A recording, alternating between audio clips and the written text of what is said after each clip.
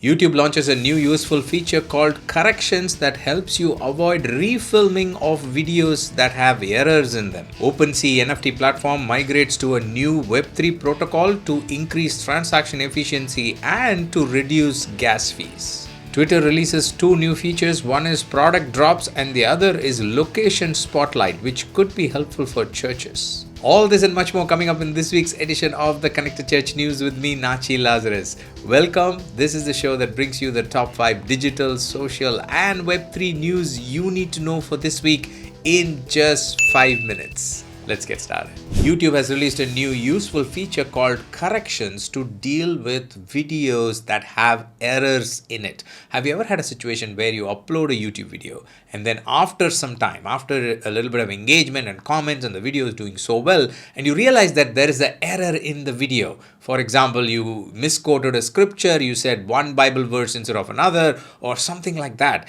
And now you have to refilm and re-upload and all of that complications. YouTube corrections helps you deal with that by indicating at that particular point, there will be an indicator at the top of the video that shows there is an error in this spot. And people can click on it and you can, there will be a pop-up that says, at this point, this is the actual verse, but we have misspelled it or something like that, and then you can explain it to people. So that way you don't have to re-upload the entire video. Very helpful feature. Do pass it on to your video team. Meta made a significant announcement last week making VR environment more social. Meta announced that they are bringing the ability for you to invite friends into your Meta Quest VR environment. When you use a Meta Quest headset, the VR headset, and you put it on, the first thing you see is this environment called home.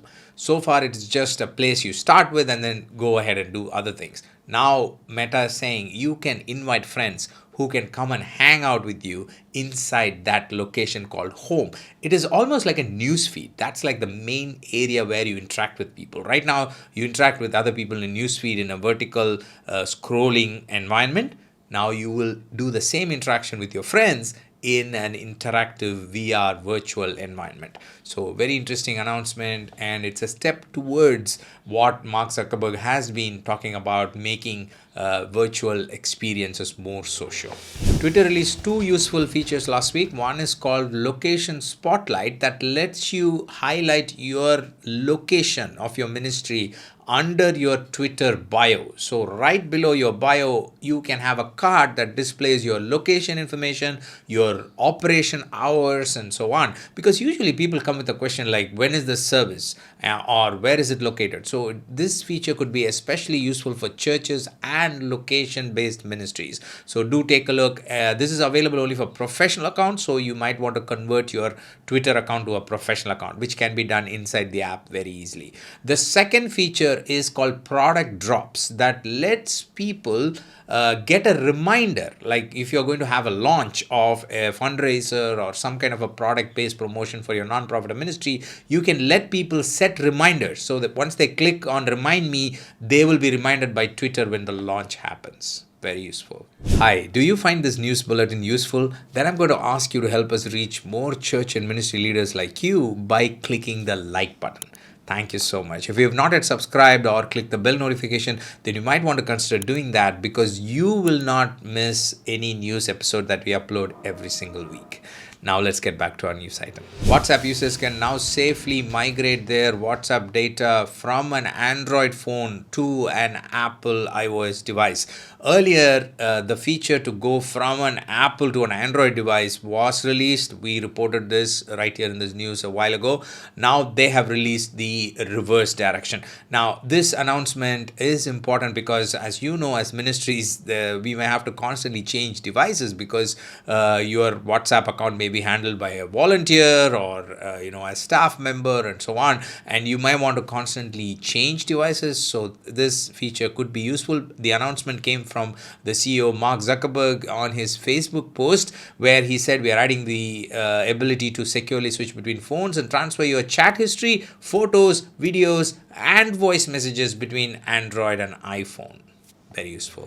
In our Web3 news this week, we have a significant announcement from OpenSea NFT platform that is going to migrate to a new Web3 protocol called Seaport. This migration to a new protocol is going to help OpenSea solve two big problems that they have.